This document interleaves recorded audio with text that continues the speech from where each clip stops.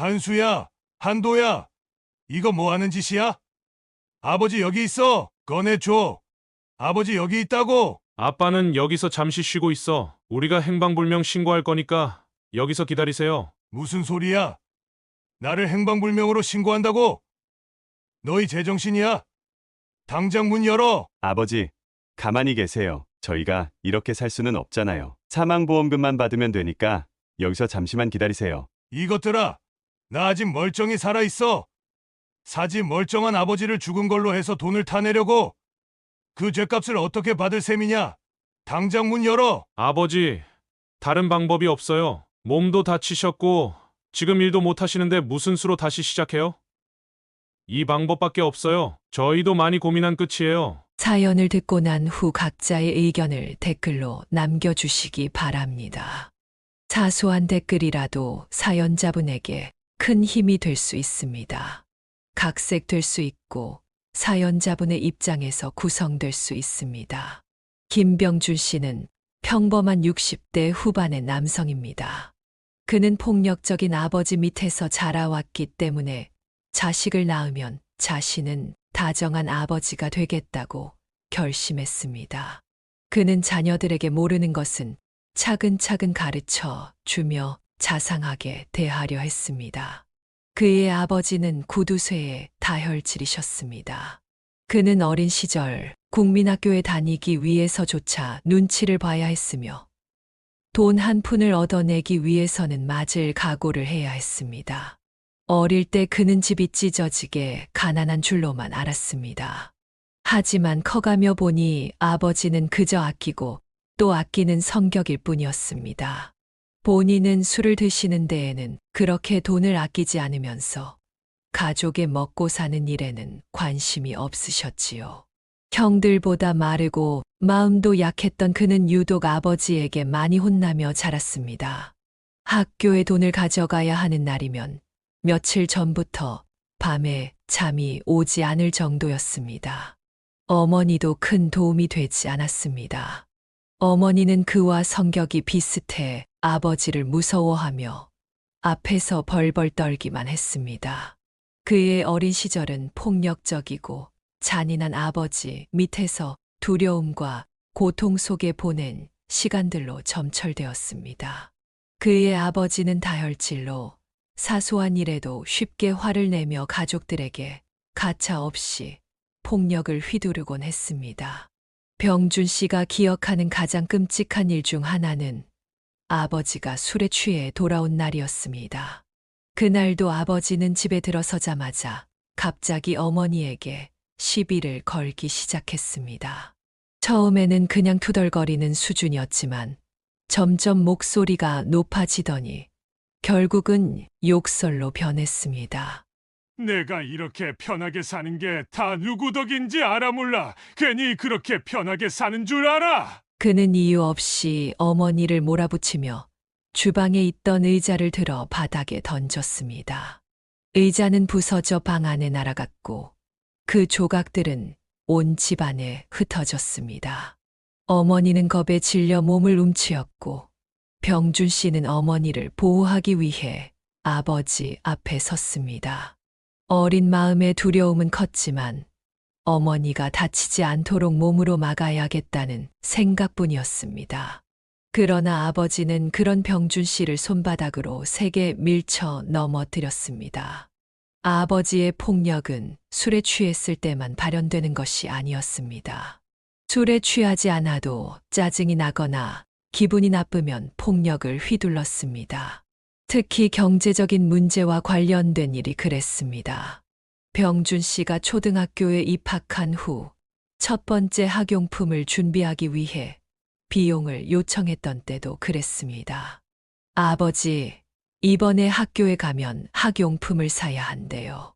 병준 씨가 용기를 내어 아버지께 돈을 요청했지만 아버지의 반응은 싸늘했습니다. 돈 얘기를 듣자마자 아버지의 표정이 굳어지더니 병준 씨를 노려보았습니다. 그 눈빛은 아무런 애정도 없이 차가웠습니다. 돈! 너 같은 게 돈을 쓰겠다고! 내가 뭘 잘했다고 내 돈을 쓰는 거야? 그리고는 병준 씨의 얼굴을 향해 손이 올라갔습니다. 그때 병준 씨는 자신의 얼굴에 느껴지는 따가운 통증과 함께 바닥에 쓰러졌습니다. 어린 그에게는 아버지의 이런 폭력이 일상이 되어버렸고, 매일 아버지가 언제 또 화를 낼지, 언제 자신에게 손찌검을 할지 알 수 없어 늘 공포에 시달렸습니다. 아버지는 가족들이 돈을 요구하는 것을 몹시 싫어했습니다. 늘 아끼고 또 아꼈고 가족들의 생필품까지 줄여가며 돈을 모았습니다. 하지만 아이러니하게도 자신이 술을 마시는 데에는 돈을 아끼지 않았습니다. 매일같이 술에 절어 집에 돌아온 아버지는 주기적으로 폭언과 폭력을 일삼았습니다. 어머니 역시 두려움에 떨며 그 폭력에 무방비로 노출되어 있었습니다. 병준 씨는 어머니와 함께 방에 몸을 숨기고 아버지의 발걸음 소리에 귀를 기울이며 하루하루를 버텼습니다. 아버지의 폭력은 단순히 신체적인 폭력에 그치지 않았습니다. 그는 병준 씨에게 매섭게 욕설을 퍼붓고 비난하며 정신적인 고통도 안겼습니다. 학교에 보내줄 때도 아버지는 그가 학비를 받는 것을 굉장히 꺼렸습니다. 병준 씨가 학교에 다니는 동안은 늘 돈을 아끼고 눈치를 보며 자라야 했습니다. 아버지는 학교 다니는 것이 불필요한 일이라며 기회가 있을 때마다 병준 씨를 나무랐습니다. 이러한 환경 속에서 자란 병준 씨는 아버지를 두려워했지만 동시에 그에 대한 복잡한 감정을 품게 되었습니다. 그는 아버지가 밉기도 했지만 가끔은 아버지가 다른 모습을 보여주기를 바랐습니다. 한 번이라도 자신의 잘못을 인정하고 미안하다는 말을 들을 수 있을까? 혹은 가족을 위해 따뜻한 모습을 보여줄 날이 올까 하는 기대를 했지만 그런 날은 결코 오지 않았습니다. 아버지와의 모든 기억은 상처로 남았고 병준 씨는 그런 아버지 밑에서 자라며 스스로 강해져야겠다고 마음먹게 되었습니다. 아버지처럼 폭력적이지 않으면서도 자식을 위해 헌신하는 아버지가 되기를 다짐하게 된 것도 바로 그런 이유에서였습니다. 병준 씨는 폭력적이고 잔인한 아버지의 학대를 견디다 못해 결국 가출을 결심하게 되었습니다. 초등학교 시절부터 고등학교까지 그는 집에서 벌어지는 폭력의 굴레 속에서 늘 공포와 두려움 속에 살아왔습니다. 아버지의 주먹이 오가는 순간마다 그는 자신이 할 수 있는 최선의 선택은 그저 몸을 움츠리며 견디는 것뿐이라는 사실을 절감했습니다. 고등학교 3학년이 되던 해 어느 날 밤 아버지가 또다시 술에 취해 집에 돌아와 폭력을 휘둘렀습니다. 이번에도 병준 씨는 어머니와 함께 방 안에서 몸을 숨겼지만 아버지는 문을 부수고 방 안으로 들어왔습니다. 분노에 찬 아버지는 그를 벽에 밀치며 고함을 질렀습니다. 네가 남자면 돈이라도 벌어오든가. 공부는 또 무슨 소용이야? 어머니는 뒤에서 울며 말리려 했지만 아버지는 그마저도 막무가내로 밀쳐버렸습니다. 병준 씨는 그 순간 이제 더 이상 이런 환경 속에서 살 수 없다는 결심을 하게 되었습니다. 고등학교 졸업도 채 마치기 전에 그는 가출을 해야겠다는 생각을 확고히 다지게 된 것입니다. 그날 밤 병준 씨는 아무도 모르게 작은 가방에 옷 몇 벌과 일용품을 챙겼습니다. 다음 날 새벽 가족들이 모두 잠들어 있는 틈을 타 그는 조용히 집을 나섰습니다. 문을 닫으며 한 번도 자신에게 따뜻한 말 한마디 해주지 않았던 아버지의 얼굴이 떠올랐습니다. 하지만 그는 미련 없이 발걸음을 재촉했습니다. 더 이상 아버지의 폭력 속에 사로잡혀 살아갈 수 없다는 생각이 그를 이끌었습니다. 병준 씨는 무작정 집을 떠나 도시로 향했습니다. 자신에게 남은 것은 몇 푼 안 되는 돈과 의지뿐이었지만 어디든 이곳보다 나을 것이라는 믿음이 있었습니다. 길가에서 몇 번이고 뒤돌아보고 싶었지만 그가 돌아가야 할 이유는 더 이상 없다는 것을 깨달았습니다. 그는 아버지에게 맞고 억눌린 어린아이로 남기보다는 스스로의 삶을 찾아 나가는 길을 택하기로 한 것입니다. 그가 바라던 것은 어릴 적 자신이 받지 못했던 따뜻함과 자유였습니다. 그리고 나오자마자 배운 것이 구두 만드는 기술이었습니다. 그의 첫 직장은 구두를 만드는 회사였습니다. 5, 6년 동안 기술을 익힌 그는 독립을 했고 장사 수완이 좋았던 덕에 자신의 가게를 여러 나름대로의 성공을 거뒀습니다. 공장까지 직접 운영하게 되면서 30대 젊은 나이에 큰 돈을 벌게 된 것입니다. 그는 20대 중반에 일찍 결혼했고 30대 초반에 아들 둘을 두었습니다. 연년생으로 낳은 아들들은 어렸을 때 착하고 예뻤습니다. 그는 자신이 자라며 겪었던 일들을 아이들이 경험하지 않기를 바랐습니다. 아버지 눈치를 보며 자란 기억이 힘들었기에 능력만 된다면 아이들만큼은 넉넉하게 키우고 싶었습니다. 처음 결혼했을 때는 별 볼 일 없었지만 살림이 점점 나아지면서 아이들이 원하는 것은 그때그때 해줄 수 있는 형편이 되었습니다. 나중에는 아주 풍족하게 지원할 수 있는 경제적 여유도 생겼습니다. 그는 아이들에게 필요한 것들은 망설임 없이 해주었습니다. 장난감에서부터 교육비까지 아이들이 원하면 뭐든 해주었습니다. 한수야, 한도야. 아이 너희들은 공부만 해. 아빠가 갖고 싶은 건 다 사줄게. 아내에게도 말했습니다. 당신도 필요한 거 있으면 그때그때 말해요. 아내는 처음에는 어려워했지만 그는 설득했습니다. 그는 어려서 아버지한테 돈 달라고 말하는 것이 참 어려웠습니다. 그 한이 마음에 남아 있었습니다. 이제는 본인이 벌 만큼 벌어서 애들에게 필요한 걸 다 해줄 수 있다는 게 얼마나 좋은지 몰랐습니다. 책이 필요하면 말하고 컴퓨터가 필요하면 사는 거고 유학을 보낼 수 있으면 보내고 싶었습니다. 아내는 처음에 주저했지만 점차 그의 말을 이해하고 나중에는 별 말이 없었습니다. 그가 꿈꾼 대로 아이들은 부족함 없이 자랐습니다. 어린 시절부터 큰 집에서 방을 하나씩 차지하며 살았고 방에는 최고급 가구로 가득 채워주었습니다. 학용품도 최고로 좋은 것을 골라 사주었으며 아이들은 그의 사업으로 풍족한 지원을 받으며 학교를 다녔습니다. 아내도 서서히 그런 생활에 익숙해졌습니다. 아내의 친정은 몹시 가난했습니다. 목구멍이 포도청이라는 말이 딱 맞을 정도였지요. 장인과 장모님 두 분 다 건강이 좋지 않으셔서 집안에는 돈을 벌어오는 사람이 없었습니다. 그런 집에서 큰딸이었던 아내가 간신히 졸업하고 공장에서 일하기 시작한 뒤에야 가족이 겨우 먹고 살 수 있게 되었던 것입니다. 그와 결혼할 때도 처갓집의 사정은 여전히 나아질 기미가 없었습니다. 결혼 전 그의 아내는 이렇게 말했습니다. 병준 씨, 내가 결혼하면 우리 식구들이 손가락 빨게 생겼어. 결혼해도 친정의 생활비를 좀 드려야 할 것 같아. 안 그러면 동생들도 굶고 학교도 못 다녀. 염치 없지만 부탁 좀 할게. 아버님은 평생 약 드셔야 하고 어머님도 허리 아프신데 어쩔 수 없잖아. 그는 아내에게 대답했습니다. 내가 지원해 드릴게. 그런 걱정 마. 아내는 고개를 숙이며 말했습니다.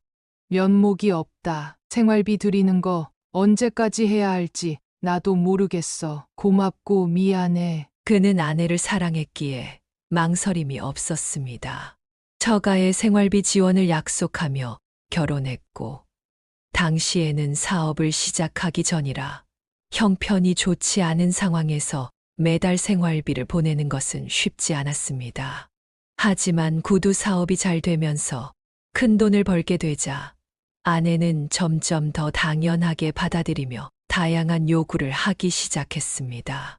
어느 날 아내가 말했습니다. 여보, 우리 이제 집을 좀 이사하는 게 낫지 않겠어요? 애들 학교도 좋은 동네 가서 보내야 공부 잘한대. 당신만 허락하면 내가 집 보고 올게요. 그는 고개를 끄덕이며 대답했습니다. 그래, 그러지 뭐. 당신이 보고 쓸만한 집 있으면 말해. 그때 내가 가서 볼게. 아내는 입이 떡 벌어질 만큼 넓은 집을 보고 왔습니다. 그것도 부자 동네 한복판에 있는 집이었습니다. 그는 사실 좀 놀랐습니다. 버는 돈은 많았어도 그렇게 넓은 집에서 살 생각은 없었기 때문이었습니다. 그러나 아내는 그 정도는 돼야 산다고 애교로 설득했고, 결국 그는 50평이나 되는 집을 계약하고 좋은 차도 뽑았습니다. 그는 아내가 원하는 대로 해주었고, 좋은 동네로 이사 가자 아내는 점점 시장에 관심을 두기 시작했습니다. 원래는 시장표 옷밖에 입지 않던 사람이 백화점에서 쇼핑을 하고 낮부터 마사지를 받고 미용실에 간다고 바쁘게 지냈습니다. 일주일에 한두 번 빼고는 거의 아이들과 외식을 하는 것 같았습니다. 집에 돌아오면 그가 먹을 것은 없었고 아이들 간식만 있었습니다. 그는 공장 일이 바빠서 김밥 한 줄로 저녁을 때우는 일이 많았습니다. 밤늦게 집에 돌아오면 따뜻한 밥과 찌개가 먹고 싶었지만 아내는 짜증 섞인 목소리로 말했습니다. 오늘 애들이랑 밖에서 돈가스 먹고 와서 밥 하나도 없어요. 집에서 기름 튀기는 건 좀 그렇잖아요. 그리고 당신은 공장에서 사람들이랑 저녁 먹는 거 아니었어요? 그가 잠시 머뭇거리자 아내는 덧붙였습니다. 밤 11시가 훌쩍 넘었는데 무슨 찌개를 끓이래요. 짜게 먹으면 안 좋으니까 그냥 자요. 정 배고프면 라면이나 끓여 먹든가. 그는 잠시 서운했지만 가족들을 위해 희생하는 것이 가장의 숙명이라 생각하며 넘겼습니다. 이후 그는 공장에서 밥을 제대로 챙겨 먹으려 노력했습니다. 사업은 잘 되어 집에 갖다 주는 돈도 늘어났습니다. 가끔 일찍 퇴근하는 날이면 가족들과 함께 보내고 싶어 아이스크림이라도 사들고 갔지만 아이들은 반기지 않았습니다. 얘들아, 아빠 왔다. 한수야, 한도야 얼굴 좀 보자. 그는 아이들을 부르며 말했다. 하지만 아내는 퉁명스럽게 맞이했습니다. 당신, 웬일로 오늘은 일찍 왔어요? 이런 싸구려 아이스크림 다 맛없는 거예요. 아들들도 인사만 겨우 하고 방으로 들어갔습니다. 한 녀석은 숙제한다고, 다른 녀석은 컴퓨터 게임하느라 그를 거들떠보지도 않았습니다. 아내도 그가 일찍 들어오면 불만인 듯 집밥 차리는 게 힘들다고 궁시렁거렸습니다. 그는 찬밥과 냄비 바닥에 남은 찌개를 먹으며 속상한 마음을 달래야 했습니다. 그는 반찬을 제대로 먹고 싶었지만 냉장고에는 오래된 음식이 전부였습니다. 젓가락이 갈 곳이 없었지만 가족을 위해 스스로 희생하는 것이 그가 선택한 길이라 생각하며 견뎠습니다. 그는 한 달 생활비로 꽤 많은 돈을 갖다 주었음에도 불구하고 이런 대접을 받는 게 서운하게 느껴졌습니다. 그러나 자식들 앞에서 큰 소리치고 싶지 않아 여러 번 그냥 넘어갔습니다. 특히 자식들에게도 서운한 점이 많았습니다. 그래도 가끔 다 큰 녀석들이 웃으며 다가와서 얘기할 때가 있었습니다. 아빠, 나 갖고 싶은 게 있는데 사줄 수 있어? 그는 웃으며 대답했습니다. 이 녀석아, 없는 게 뭐가 있어 또? 뭐가 갖고 싶은데 말이나 들어보자. 사줄지 말지는 들어보고 결정할게. 그러자 아이들은 미소 지으며 말했습니다. 에이, 사주실 거잖아요. 아들이 먼저 말을 걸 때마다 그는 아이들이 무엇을 바라는지 뻔히 알았습니다. 그의 자식들은 갖고 싶은 건 대부분 갖고 있었습니다. 그러나 아이들의 욕심은 끝이 없었습니다. 게임기도 있는 걸 하나 더 사달라고 했습니다. 형제끼리 같이 쓰면 되지 않냐? 그거조차 싫다는 거야? 큰아들이 대답했습니다. 어떻게 같이 써요? 한도가 할 때 저도 하고 싶은데, 이왕이면 하나씩 갖고 있는 게 좋죠. 둘째도 불만을 토로했습니다. 아빠, 그건 형 말이 맞아. 형이 날 얼마나 때리는 줄 알아요? 집에 있는 건 무조건 자기 먼저 쓰겠다고 우기잖아. 진짜 형 같은 건 없었으면 좋겠어. 왜 형 같은 아들을 낳아서 날 고생시키는 거야? 이 자식이 말 다 했어? 어디 형 앞에서 까불어봐. 또 한 번 말해봐. 내가 널 때리는 게 뭐 잘못됐냐? 동생이 감히 형한테 대드니까 그렇지. 동생은 형을 노려보며 소리쳤습니다. 형이 잘하는 게 뭐가 있어? 중학생이면 다야? 공부도 나보다 못하면서. 그는 두 아들이 서로 다투는 모습을 보고 한숨을 내쉬었습니다. 형제 사이에 우애란 찾아볼 수 없었습니다. 그는 자신의 어린 시절을 떠올리며 말했습니다. 없는 살림에서도 형제들이 빵 한 조각이라도 나눠 먹으려 했던 기억과는 너무 다른 상황이었습니다. 그러나 시대가 바뀌었고 요즘 아이들이 다 그렇다고 하니 그저 이해하려 노력했습니다. 지금은 그가 능력이 되니 뭐든 해줄 수 있음에 감사하면서 결국 아이들이 원하는 것을 다 해주었습니다. 자, 개인기 각자 하나씩 사줬으니 싸우지 말고 아빠 앞에서 경제가 싸우는 모습 보이지 마라. 그런 거 볼 때마다 아빠 힘 빠진다. 아이들은 환하게 웃으며 소리쳤습니다. 아빠 최고. 감사합니다. 그러나 아이들은 자신들이 원하는 것을 손에 넣고 나면 다시 무심한 태도로 돌아갔습니다. 그는 그러려니 하고 지내다가 인생의 큰 시련을 맞이하게 되었습니다. 늘 잘 될 줄만 알았던 그의 사업이 경기를 타면서 내리막길을 걷기 시작했던 것입니다. 그는 값싼 외국산 구두에 밀려 설 자리를 잃어버렸고 결국 공장은 문을 닫게 되었습니다. 공든 탑이 무너지듯 순식간에 사업은 무너졌습니다. 그는 피눈물을 흘리며 공장을 정리했고 그 과정에서 아내는 힘든 점을 나누려 하지 않았습니다. 오히려 아내는 그저 돈을 못 받을까봐 노심초사하는 듯 보였습니다. 여보, 공장 닫으면 앞으로 우리 뭐 먹고 살아요? 웬만하면 그냥 하세요. 지금까지 잘해왔는데 뭐가 문제예요? 그는 답답함을 느끼며 말했습니다. 내가 여태 사업하면서 당신한테 아쉬운 소리 한 적 있나? 어디 가서 돈 빌려오라고 했어. 생활비 줄인다고 결정을 내릴 정도면 얼마나 심각한 상황인지 몰라? 다 이유가 있으니까 그만두는 거야. 피땀 흘려 세운 내 공장이야. 유지할 수 있다면 포기했겠어? 값싼 외국산에 밀려 국산 구두가 설 자리가 없다니까. 제발 이해해줘. 그러나 아내는 그의 마음을 전혀 알아주지 않았습니다. 아우, 난 모르겠어요. 생활비 주던 거 그대로 주고 애들 공부는 끝까지 하게 해줘요. 나보고 어떻게 하란 말이야. 솔직히 말해봐요. 이참에 잘 됐다 싶어서 좀 쉬어보자는 거 아니에요?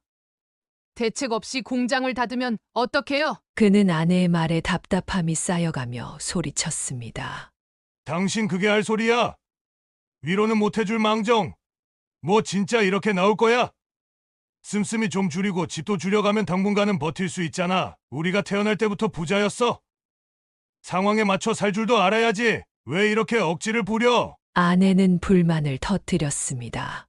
당장의 씀씀이를 어떻게 줄이란 말이에요? 애들한테는 뭐라고 말할 건데요? 난 이 상황 못 받아들이겠어요. 아무튼 당신이 뭔가 해결해요. 이사 가긴 싫으니까 내가 죽어도 여기서 버틸 거예요. 그는 답답함에 목소리를 높였습니다. 정말 이럴 거야? 우리 신혼 때부터 단칸방에서 시작한 거 벌써 잊었어? 사람이 왜 이렇게 변했냐고. 전처럼 생활비 못 준다니까. 지금은 비상사태라고. 그날 그는 처음으로 아내에게 큰 소리를 냈습니다. 그는 자신의 마음도 심란하기 그지없었지만 아내의 태도는 그에게 큰 상처를 주었습니다.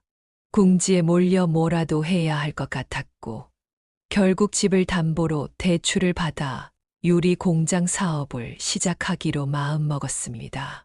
지인 권유에서 덤벼들게 된 것이었습니다.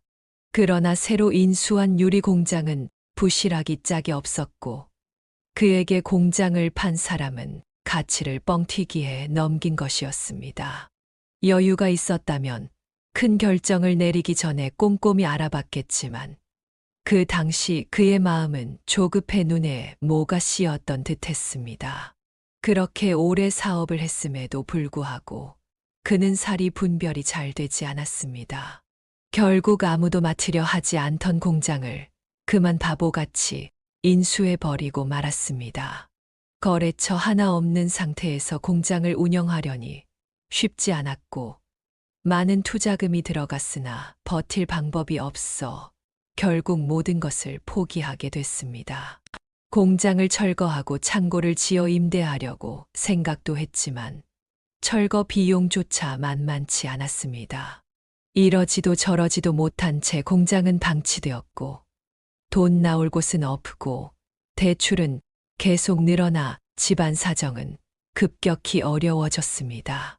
결국 그는 집을 팔고 전셋집으로 이사할 수밖에 없었습니다. 그나마 자식들이 대학을 졸업한 후라는 것이 작은 위안이었습니다. 다만 큰아들이 석사 과정을 중도 포기한 것은 마음 아픈 일이었습니다. 큰아들은 대놓고 그에게 원망을 쏟아냈습니다. 이게 뭐예요? 공부 다 마치고 회사 골라서 가려고 했는데 아버지 때문에 다 망했잖아요. 친구들이 왜 공부 그만두냐고 물을 때마다 제가 뭐라고 말해야 돼요? 그는 마음을 가라앉히며 말했습니다. 상황이 이렇게 된 걸 어떻게 하겠니? 공부는 일하다가 여건 되면 다시 도전해보면 돼. 나도 애석하게 생각해. 하지만 아버지도 최선을 다했어. 너무 그러지 마라. 큰아들은 여전히 불만 가득한 얼굴로 말했습니다. 그러게, 아버지, 잘 알아보고 하셨어야죠. 왜 일을 이렇게 만드셨어요? 너무 경솔하셨던 거 아니에요? 그는 억울한 마음에 말했습니다. 내가 신이라도 되냐? 나도 어쩔 수 없었어. 그래도 아버지가 기술이 있으니 얼마나 다행이냐. 너도 취업했으니 같이 이겨내보자. 그러자 옆에 있던 둘째도 거들었습니다. 에이, 쪽팔려서 못 살겠어요. 사는 동네도 구리고 집도 코딱지만 해서 어디 산다고 말도 못해요. 그는 답답한 마음에 말했습니다. 상황에 맞춰 사는 거지. 아버지 앞에서 그게 무슨 소리냐? 이 철없는 녀석아. 20 넘은 아들들이 이렇게 말하는데 그는 기가 막혀 말문이 막혔습니다. 상황이 이렇게 된 것을 두 아들이 원망만 하고 위로해 주는 사람은 한 명도 없었습니다. 가장으로서 체면이 서지 않는 것은 인정했지만 여의치 않은 상황이라 더 이상 말하지 않기로 했습니다. 아내 역시 그에게 차갑게 대했고 서럽고 힘들었지만 그는 가장의 책임을 다할 각오를 다졌습니다. 그는 다시 다른 구두 공장에서 일을 하게 되었고 그 월급으로 생계를 유지하게 됐습니다. 월급이 적지는 않았지만 이전처럼 가족이 돈을 쓸 수는 없었습니다. 이전과는 비교할 수 없을 만큼 생활은 변했습니다. 그러나 다행히도 두 아들 모두 취업했다는 소식이 들려왔습니다. 그는 자식들이 자랑스러워서 격려했습니다. 장하다. 한수야, 한도야. 생활비는 아버지가 감당할 테니 너희는 장가갈 돈 모아. 돈 허투루 쓰지 말고. 알아들어. 그러나 아들들은 시큰둥하게 대답했습니다. 그건 저희가 알아서 할게요. 그는 아들들을 칭찬해 주었지만 그들의 표정은 그리 기쁘지 않았습니다. 여전히 그에게 불만이 있는 듯 보였습니다. 그리고 드디어 아들들의 첫 월급날이 찾아왔습니다. 속으로는 두 아들이 그에게 넥타이나 작은 선물을 해줄 거라 기대했지만 아무런 얘기가 없었습니다. 그는 아내에게 은근히 물어보았습니다. 여보, 애들 월급날 아니야? 안 됐어. 아내는 차갑게 대답했습니다. 왜요? 애들 월급까지 뺏어다가 빚 갚으려고요? 그는 놀라며 말했습니다. 무슨 말이 그래? 애들 첫 직장 첫 월급날의 의미가 있잖아. 같이 축하해 주려고 물어본 거야. 아내는 그에게 무관심한 목소리로 대답했습니다. 몰라요. 애들 월급은 지들이 알아서 하겠죠. 쥐꼬리만 한 월급으로 뭘 하겠어요? 그는 아내의 차가운 반응에 속이 상했지만 이를 꾹 참아 넘기며 혼자 마음을 다잡았습니다. 그는 아내의 차가운 말에 상처받은 마음을 다잡으려 애썼습니다. 그러나 아내는 대뜸 이렇게 쏘아붙였습니다. 그리고 말이 나왔으니까 말인데, 걔들이 그 월급으로 무슨 장가 갈 돈을 모으겠어요? 당신, 진짜 너무한 거 아니에요? 그는 억울한 마음에 답했습니다. 뭐가 너무해? 아내는 한숨을 쉬며 이어 말했습니다. 아니, 당신 진짜 아직도 정신 못 차렸어요? 돈 나올 때 정말 없는 거예요? 최후에 쓰려고 어디 꽁꽁 숨겨둔 땅이나 재산 그런 거 없냐고요? 그는 황당해하며 말했습니다. 있다면 진작 풀었겠지. 내가 숨겨둔 돈이 어디 있어? 이 나이에 공장에서 일하는 게 쉬운 줄 알아? 부족하면 당신이 나가서 벌면 되잖아. 아내는 코웃음을 치며 대꾸했습니다. 내가 이 나이에 어디 가서 벌어요? 당신 사업 망하더니 그릇도 참 작아졌네요. 애들 코 묻은 돈이나 탐내고 한수랑 한도 앞에서 월급 얘기 꺼내지도 말아요. 그는 참다 못해 소리쳤습니다. 남의 밑에서 일하는 게 대수냐? 나도 처음부터 남의 밑에서 시작했어. 그리고 내가 일부러 사업 망하게 했어.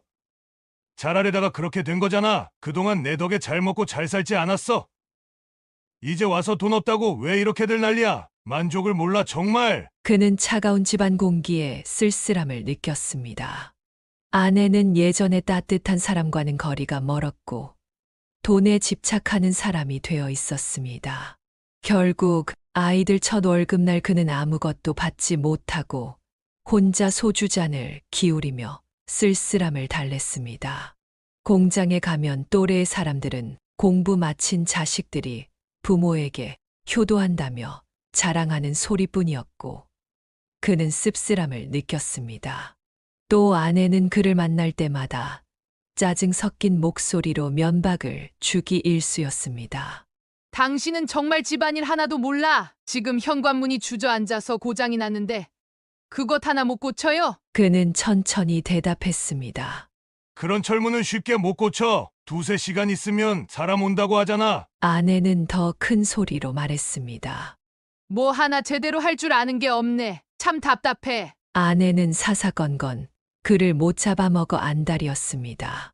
어느 날 아내가 자신도 일을 시작하겠다며 보험 판매 면접을 보고 왔다고 했습니다. 그는 아내가 정말 일을 시작하려는 모습에 어딘가 달라졌나 하는 기대도 품었습니다.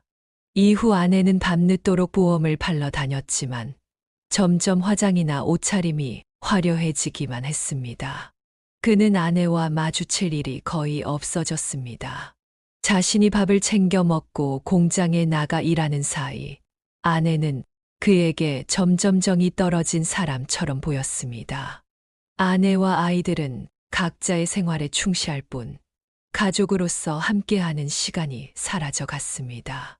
그는 점점 속이 상했지만 나이 들어가면서 일이 더 힘에 부치니 집에서도 위안이 필요하다고 느꼈습니다.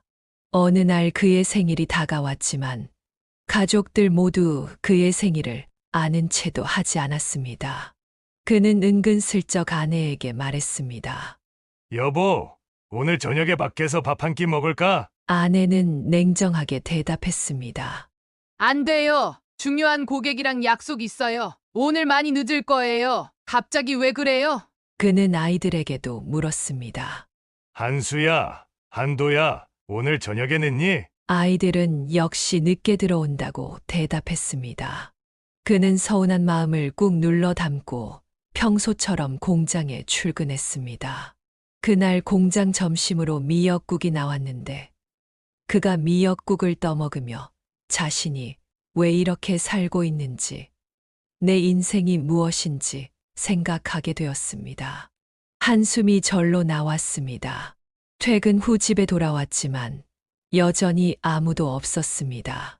밤이 깊어 화장실에 가기 위해 잠에서 깨어났을 때 주방에서 가족들 목소리가 들려왔습니다. 그는 반가운 마음에 주방으로 향하다가 멈췄습니다. 가족들의 대화가 그의 마음을 찢어 놓았습니다. 아버지, 오늘 생신이잖아. 근데 일부러 모른 척했어. 짜증나게 저녁 같이 먹자고 하잖아. 그는 그 말을 들으며 눈을 감았습니다. 한숨이 땅이 꺼질 듯 깊었습니다. 그는 아내와 아이들의 대화에 귀를 기울이며 마음이 점점 무거워졌습니다. 누구 때문에 내가 이렇게 고생하는데 아버지는 진짜 양심도 없나 봐. 큰아들은 짜증 섞인 목소리로 말했습니다. 형, 내가 오늘 팀장한테 얼마나 깨졌는 줄 알아? 진짜 사는 거 재미없어 죽겠어. 아니, 내가 이렇게 살 줄은 꿈에도 생각 못했어. 둘째가 한숨을 내쉬며 대꾸했습니다. 이게 다 아빠 때문이야. 너희들만 그런 줄 아니? 난 너의 보험 계약하기 전까지 고객들한테 얼마나 굽실대야 하는 줄 알아? 간이고 쓸개고 다 빼준다고 해도 안 돼. 너네 아빠는 이런 걸 알지도 못하고 그저 공장에 들어박혀서 구두만 만지면 다 되는 줄 알겠지? 큰아들은 어이없다는 듯이 웃으며 말했습니다.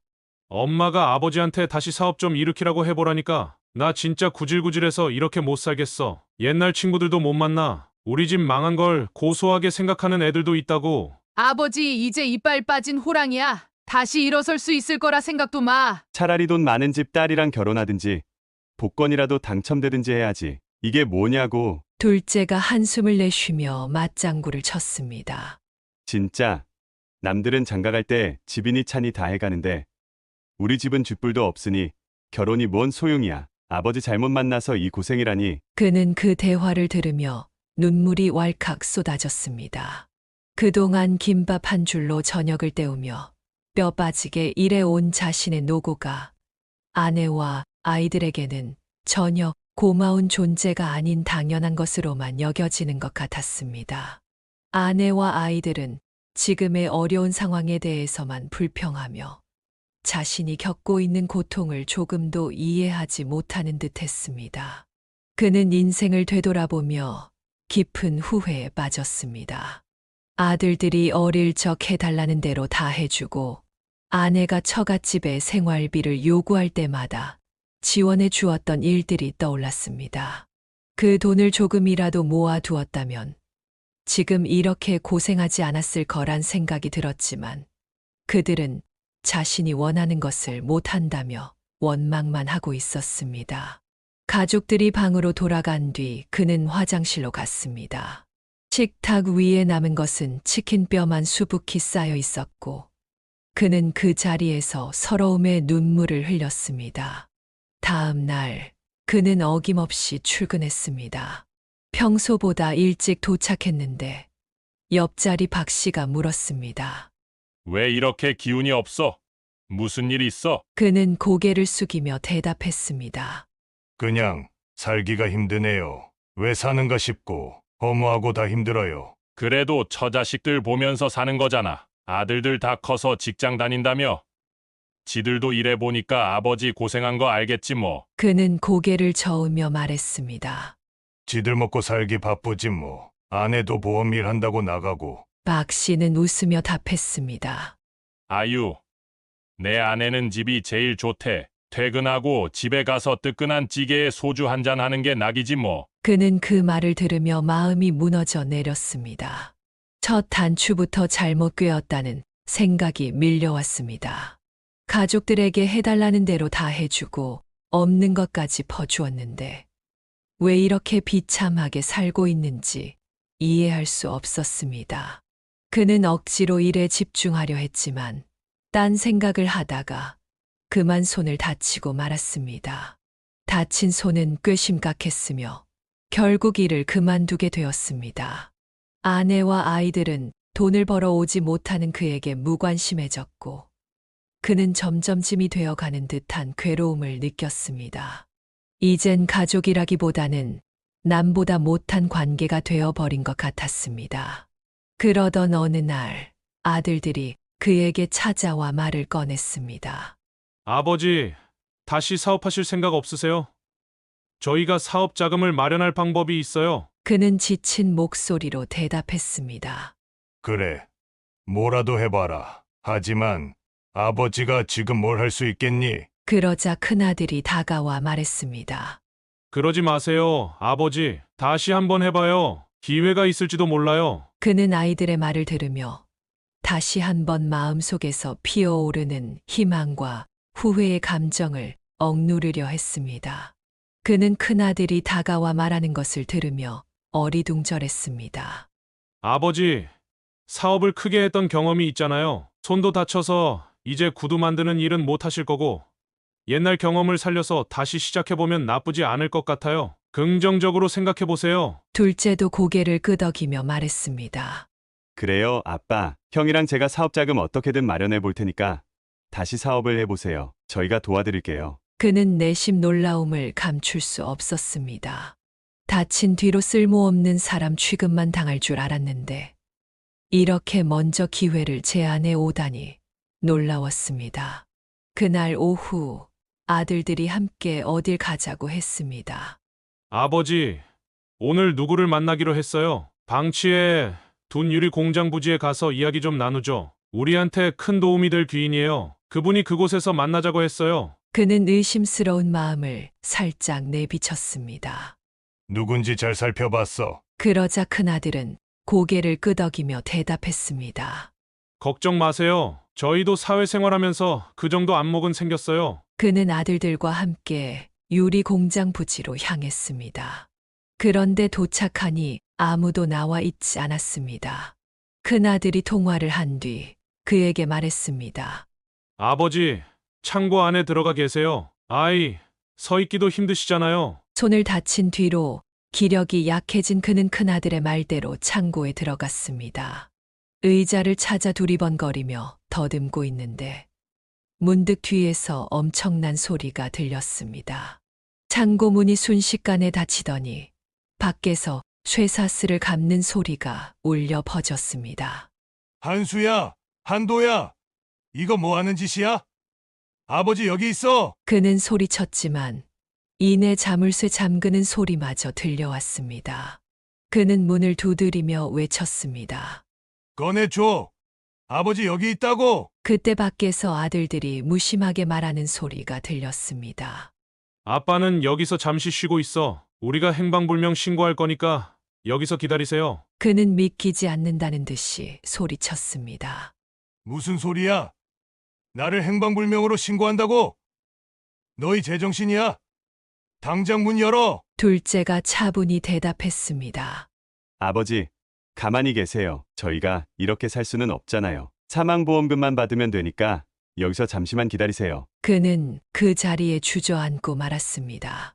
아들들이 자신을 죽은 것으로 꾸며 사망보험금을 타려는 계획이라는 사실에 충격을 받았습니다.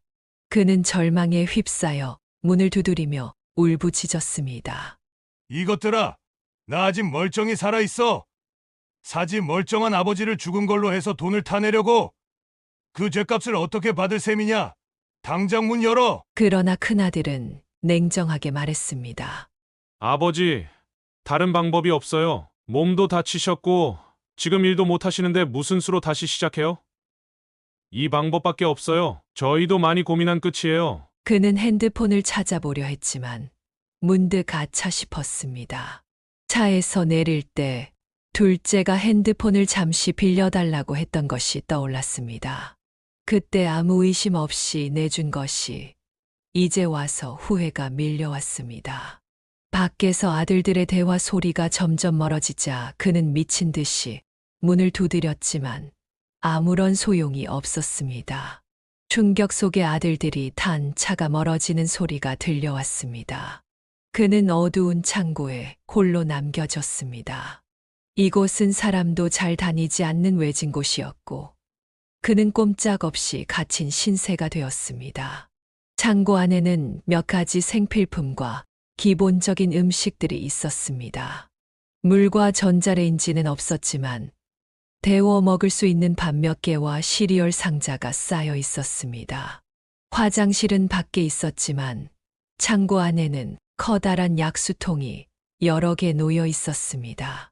처음에는 그것이 무엇인지 신경 쓰지 않았지만 나중에는 그 통이 다른 용도로 쓰일 줄은 꿈에도 몰랐습니다.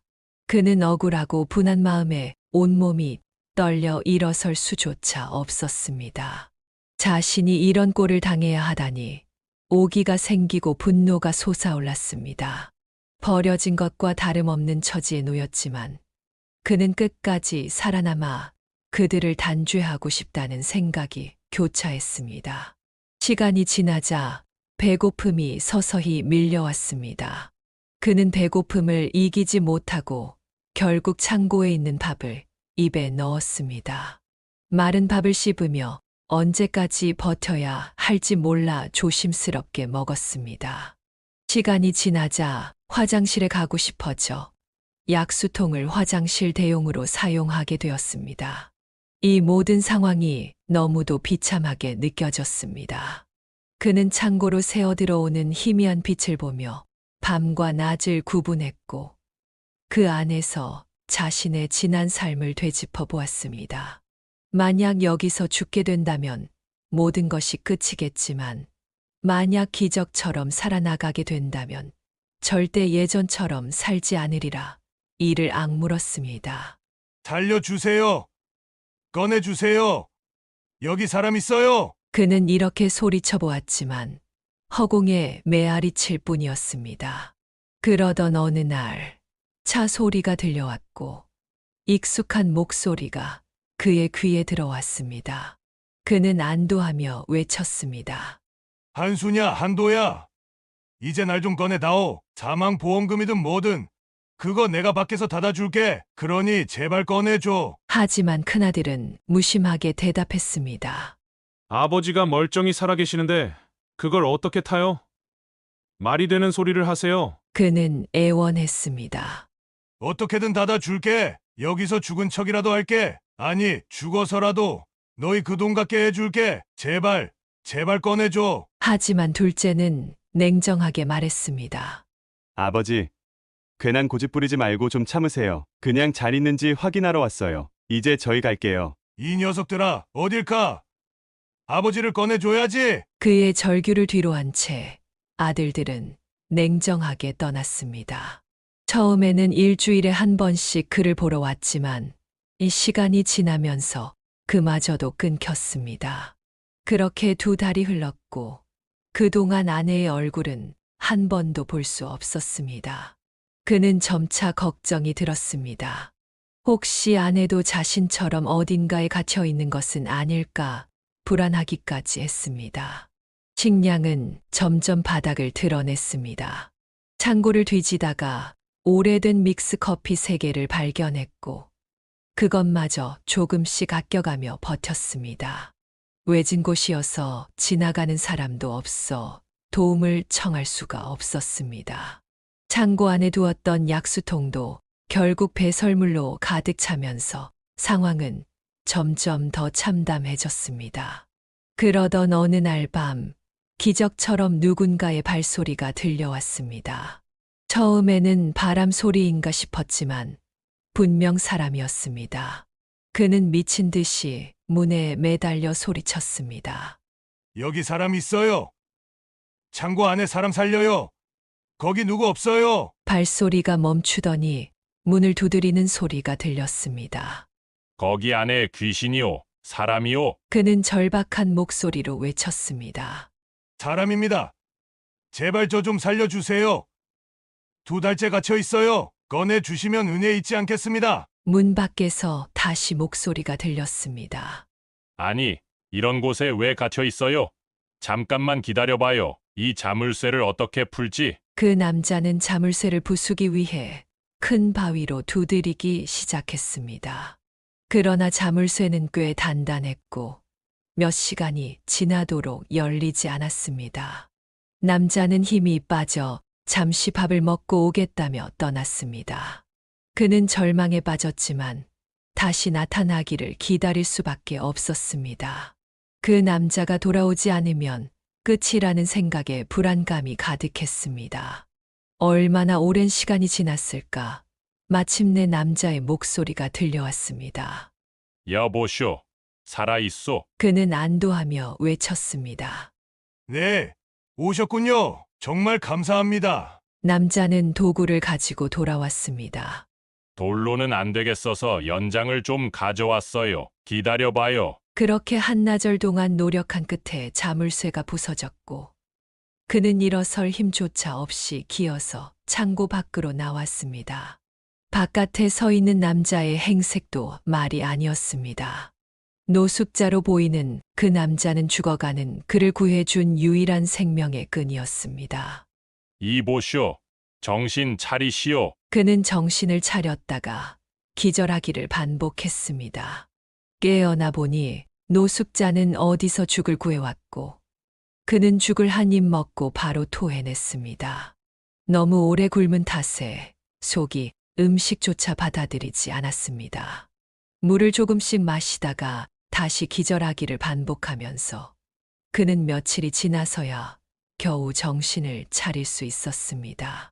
그가 기운을 차리자마자 처음 떠오른 장소는 경찰서였습니다. 그의 기구한 사정을 들은 노숙자는 혀를 끌끌 차며 말했습니다. 세상에 그런 자식들이 어디 있어요? 콩밥 좀 먹여야겠네. 그는 노숙자의 말을 들으며 한숨을 쉬었습니다. 아무리 자식들이 못되게 굴었더라도 그들을 콩밥 먹이게 할 수는 없다는 생각이 들었습니다. 어떻게 복수할지 고민하며 그는 노숙자가 묵는 곳을 따라다녔습니다. 그러면서 이리저리 떠돌며 아무 데서나 자고 먹는 생활이 계속되었고 어느덧 자신이 서울 근교까지 왔다는 사실을 깨달았습니다. 문득 아내가 걱정되어 몰래 집 근처를 배회하던 중 며칠 후 아내를 보게 되었습니다. 아내는 구급차에서 내리더니 정장을 입은 한 남자와 함께 집으로 들어갔습니다. 대문까지 나온 아들들은 그 남자를 깍듯하게 맞이했습니다. 남자는 돈이 꽤 있어 보였고 그는 그 모습을 보며 깊은 배신감에 치를 떨었습니다. 아무래도 남자가 생겼구만. 짐승만도 못한 것들. 나를 그렇게 가둬두고 사망보험금으로 호의호식하면서 또다시 돈 많은 남자까지 끌어들이려는 거야. 그는 모든 이가 집 안으로 들어간 후 우편함을 뒤졌습니다. 뜻밖에도 그의 이름으로 온 우편물이 있었고 그 우편물을 가지고 멀리 떨어진 다리 밑으로 가 몸을 숨겼습니다. 거기서 우편물을 뜯어보고 그는 눈을 의심했습니다. 그것은 유리 공장 부지가 신도시 개발로 수용된다는 통지서였고 엄청난 보상금이 따라붙는다는 내용이었습니다. 그는 바위처럼 굳은 채로 서서 종이 위에 글자와 숫자를 다시 읽고 또 읽었습니다.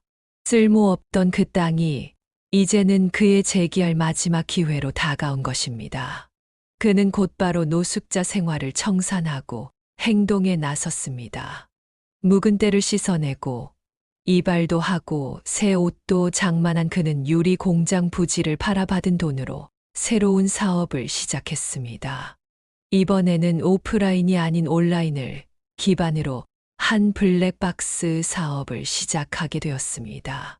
모든 것이 일사천리로 진행되었고 사업이 번창해 갈 때마다 주변에서 그를 도와주는 사람들이 나타났습니다. 그렇게 그는 사업을 안정화하며 생각보다 훨씬 큰 돈을 벌게 되었습니다. 좋은 집을 마련해 노숙 생활 때와는 비교할 수 없을 정도로 안락한 생활을 누리면서도 그는 자신이 겪었던 일을 결코 잊을 수 없었습니다. 창고에 갇혀 물 한 모금조차 아껴 마시던 그 비참했던 기억이 떠올랐고 화장실조차 가지 못해 약수통을 쓰던 시절이 주마등처럼 스쳐갔습니다. 그는 복수의 때가 오기를 기다렸습니다. 그가 집을 떠난 지 정확히 5년이 지나고 그는 이혼 서류를 손에 들고 예전의 가족들을 찾아갔습니다. 그들은 여전히 도어록 비밀번호를 바꾸지 않았고 자신이 돌아올 거라는 생각조차 하지 않았던 모양입니다. 그는 집 안이 비어 있는 것을 확인하고 조용히 기다렸습니다. 그가 화장실에 있던 중 문이 열리는 소리가 들려왔고 그는 손을 씻다 말고 멈칫했습니다. 가족들이 들어오며 그에 대한 이야기를 나누고 있었습니다. 올해가 딱 5년인데 아버지 실종 선고가 내려질까? 그래, 그 양반 없어진 지 딱 5년이 됐네. 분명 오래 굶었을 테니 어디서 살아남긴 힘들 거야. 설마 살아 돌아오진 않겠지. 둘째가 킬킬거리며 말했습니다. 엄마, 무슨 그런 상상을 해? 거기 식량도 얼마 없었고, 아이, 엄청 외진 곳이었잖아. 돌아온다면 그건 귀신이지. 그들은 키득거리며 서로를 쳐다봤습니다. 그 광경을 지켜보던 그는 심장이 떨리는 것을 느꼈습니다. 큰아들이 중얼거렸습니다. 근데 어떻게 거길 나갈 수 있었을까? 누가 연장을 써서 자물쇠를 부쉈단 말이지? 그는 그들의 대화를 들으며 깊은 분노를 억누르고 조용히 그 자리에 서 있었습니다. 그는 자신을 사지로 몰아넣었던 아들이 무릎을 꿇고 손을 싹싹 빌며 애원하는 모습을 보았습니다. 아버지, 잘못했어요. 제가 죽을 죄를 지었어요. 한 번만 봐주세요. 부모 자식, 인연이 천년이라는데 아버지 넓은 아량으로 한 번만 저를 용서해 주세요. 제가 미련하고 어리석었어요. 절대 그런 생각을 해선 안 됐는데 엄마 때문이에요. 제가 안 하겠다고 했는데 엄마랑 한도가 절 꼬드겼어요. 아버지, 아직 하고 싶은 게 많아요. 제발 저를 버리지 말아 주세요. 막내도 안타깝게 호소했습니다. 형 말 믿으면 안 돼요. 아버지, 진짜 안 된다고. 하지 말자고 한 건 저였어요. 엄마랑 형에게 휩쓸려서 나쁜 짓을 저질렀어요. 죄송해요. 잘못했어요. 1000번이고 10,000번이고 빌게요. 아버지가 하라는 대로 다 할게요. 감옥에도 다녀오라면 갈게요. 지금 대출이 많아서 하루하루 숨이 막혀요. 아버지, 저 좀 도와주세요. 아내도 매달리듯이 애원했습니다. 여보, 한수 아빠, 제발 가지 말아요. 여기 계세요. 진심으로 반성할게요. 우리도 힘들었어요. 그래서 해선 안 될 일을 저지른 거예요. 미안해요. 정말 잘못했어요. 한 번만 용서해 줘요. 제발 우리를 버리지 말아 줘요. 셋이 손이 발이 되도록 빌면서 그는 이들이 변하지 않았다는 것을 직감했습니다. 자신에게 돈이 생기자마자 박쥐처럼 붙으려는 그들의 속셈이 빤히 보였습니다. 그는 참을 수 없는 분노가 치밀어 올랐습니다. 좋으면 삼키고 쓰면 뱉는 자식들이야. 너희들한테 나는 길바닥에 붙은 거 물어도 못한 존재였겠지. 돈 좀 있다고 다시 붙으려고 해. 사업이 잘 나갈 때도 너희 어머니는 나한테 따뜻한 밥 한 끼 차려준 적 있어. 진심으로 위로 한마디 해준 적 있었어? 늦게 퇴근해 배고프다 하면 구박하고 날 남편이 아니라 현금 지급기로만 대했지. 너희들한테 최선을 다했는데 아버지 사업이 망했다고 아버지를 죽이려 해. 그는 큰아들을 향해 더 큰 소리로 질타했습니다. 한수, 내가 대학 졸업할 때까지 내가 어떤 노력으로 살게 해줬는지 알잖아. 세상에 좋다는 거 하나도 빠짐없이 해줬어. 20살 넘은 녀석들이 아버지 사업이 좀 기울었다고 원망하고 죽이려 들었다니 행방불명 좋아하네. 너희들이 그 창고에서 나 굶겨 죽이려 했잖아. 아버지가 나타나니 뭐 귀신이라도 본 줄 아냐? 이 형편없는 자식들아. 막내가 그의 바짓가랑이를 잡고 울부짖었습니다. 아버지, 잘못했어요. 제발 신고하지 마세요. 저희 잘못했어요. 그러나 그는 차갑게 말했습니다. 너희들이 원한 건 내 목숨이었어. 이제 와서 무릎 꿇고 빌어봤자 다 지나간 일이다. 더 이상 내 돈은 기대하지 마. 이거 놔. 바짓가랑이 붙들지 마. 그는 필사적으로 자신을 붙잡는 셋을 뿌리치고 집을 나섰습니다. 아내와 두 아들은 주차장까지 따라 나와 절박하게 울부짖었지만 그는 뒤도 돌아보지 않았습니다. 동네 사람들이 다 쳐다봤지만 상관없었습니다. 새로 뽑은 고급 외제차에 올라타 백미러로 본 그들은 주저앉아 땅을 치며 통곡하고 있었습니다. 그 모습을 보면서도 그의 마음은 조금도 약해지지 않았습니다. 오히려 그는 그제야 후련함을 느꼈습니다. 그는 지금 혼자 살고 있습니다. 새로운 가족을 만들고 싶은 마음은 없었고 오직 자신만을 위해 살아가기로 다짐했습니다. 일도 적당히 하며 건강을 챙기고 편안한 생활을 보내고 있었습니다. 그를 창고에서 구해준 노숙자와는 지금도 가깝게 지내고 있습니다. 그분은 이제 그의 회사에서 직원으로 일하고 있으며 일하다가 쉬는 시간에 함께 장기와 바둑을 두며 담소를 나누는 것이 그의 작은 낙이 되었습니다. 그 노숙자 역시 기구한 사연을 가지고 있었습니다. 가족이 모두 교통사고로 세상을 떠나 그 충격으로 노숙 생활을 시작하게 된 것이었습니다. 그는 이제 전문가의 도움을 받아 마음의 상처를 치유하며 건강하게 지내고 있습니다. 그는 이 경험을 통해 소중한 깨달음을 얻었습니다.